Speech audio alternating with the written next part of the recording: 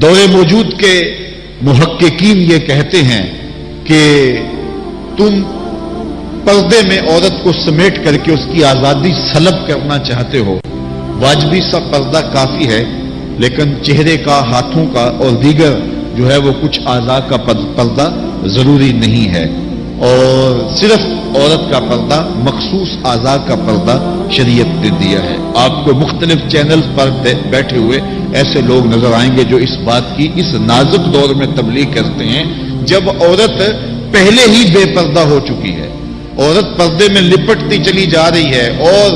اس کی نہ آنکھیں نظر آ رہی ہیں نہ ہاتھ نظر آ رہے ہیں، اور اس کے لیے جو ہے وہ کوئی ایک راستہ بھی باقی نہیں بچا، تو پھر تو کوئی یہ تبلیغ کرے تو سمجھ آتا ہے کہ ہو سکتا ہے کسی جو ہے وہ تحقیق کے تحت یہ بات کر رہا ہو۔ جب عورت اپنے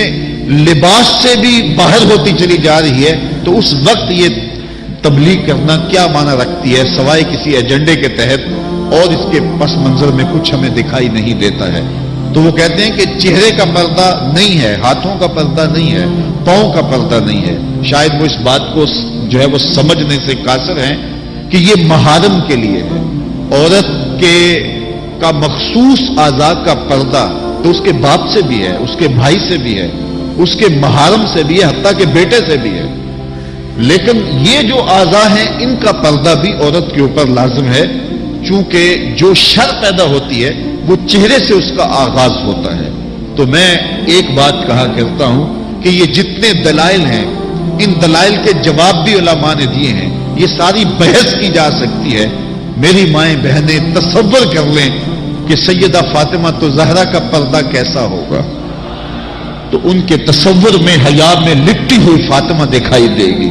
بلکہ سیدہ فاطمہ تو زہرا سے جب پوچھا گیا کہ عورت کا صحیح پردہ کیا ہے، انہوں نے کہا کہ عورت کا صحیح پردہ یہ ہے کہ وہ کسی مرد کو نہ دیکھے اور کوئی مرد اس کو نہ دیکھے۔ حضرت عبداللہ ابن مکتوم رضی اللہ تعالی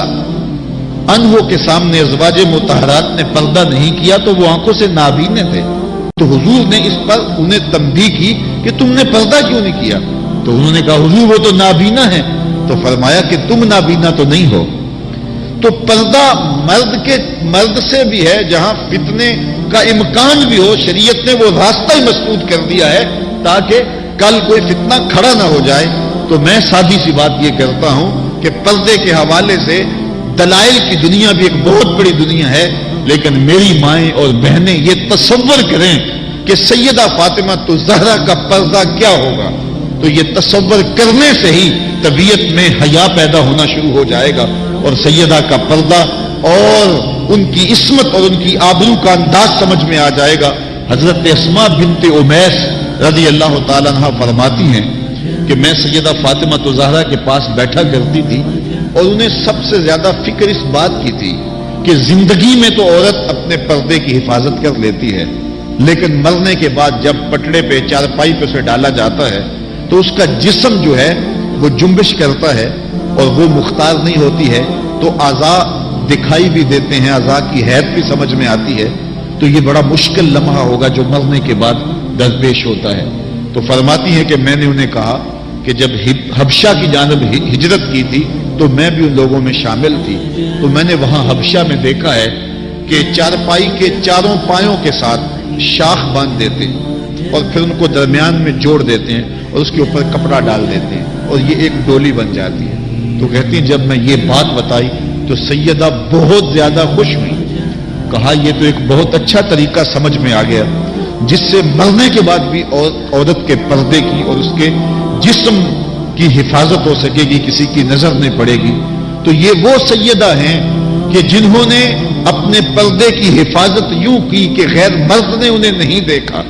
اور پھر مرنے کے بعد بھی ان کے لیے وہ ڈولی تیار کر لی گئی، رات کی تنہائیوں میں ان کا جنازہ پڑا گیا، اور یہ وہ پاک دامن خاتون ہے جن کا آنچل مہر و ماں نے بھی نہیں دیکھا ہے۔ اور جب قیامت کا دن ہوگا تو حضرت سیدہ فاطمہ تو زہرا 70,000 خواتین کے جلو میں نکلیں گی، تو آواز آئے گی یا اہل الجمع غدوا ابصارکم لأن فاطمہ بنت محمد حتی تمر، اے لوگوں نگاہیں نیچی کر لو، محمد عربی کی بیٹی کی سواری گزر رہی ہے۔